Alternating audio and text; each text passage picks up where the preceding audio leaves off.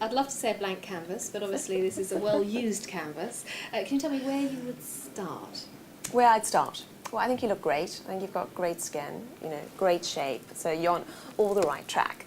The one thing that really jumps out at me is you've got fabulous blue eyes. Not seeing them. But you know, I think I would change your hair colour.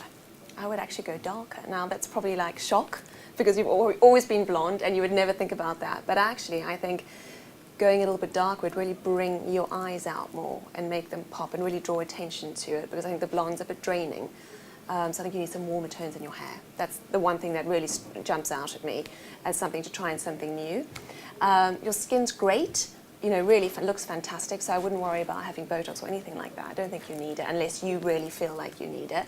No. But one thing I would say is microdermabrasion or peels would be definitely something to consider, because that would just give your skin that glow. Okay, so fresher look, a dewy look. Just fresher, dewy look, and I think it's so important as we get older to be doing those sort of things, and I think just keeps that glow in your skin, because your skin looks great, but it's just a little bit flat, so I would get those peels and a bit of dermabrasion just to put that sparkle back into your skin.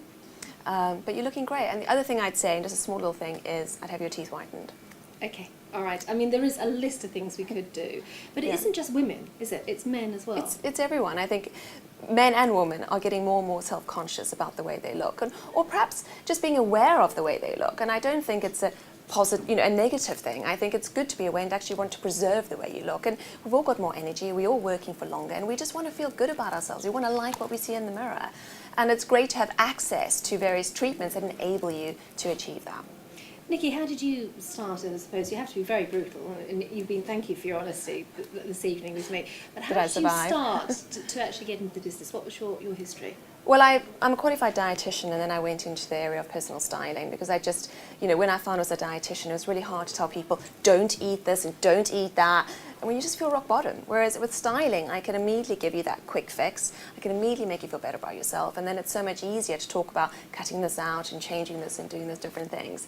And I think that naturally evolved into 10 years younger, and then, you know, helping people get the overall transformation as well.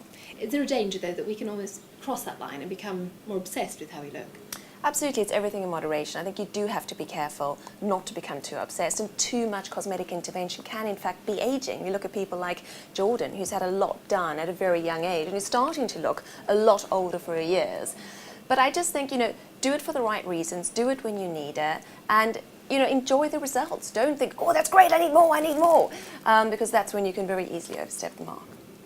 Someone's gone from blonde to dark. I mean, that's radical. That is radical, yes. Isn't it? Yes. I mean, she's got black hair now, hasn't she? Yeah, well, pretty much, yeah. Yeah. I think, but again, we were talking earlier, it has become more accepted, hasn't it, cosmetic surgery and non-surgery itself? Definitely more accepted, and more people are having it successfully as well. And I think the great thing is technology is evolving all the time, and you can get great results now without actually even having to go under the knife. And it all depends on how well you look after yourself. If you look after yourself well, chances are you'll never need a facelift. You know, there's so much great technology and good creams and things out there that can enable you to look younger for longer. So the bottom line is that it is empowering, because it makes you feel in control of your destiny, not that you're just going to wither away to become a battered old hag and that's your lot. I'm glad I've actually nipped that in the bud, because I could see me becoming a battered old hag very quickly. Nicky, thank you for talking to us. Pleasure.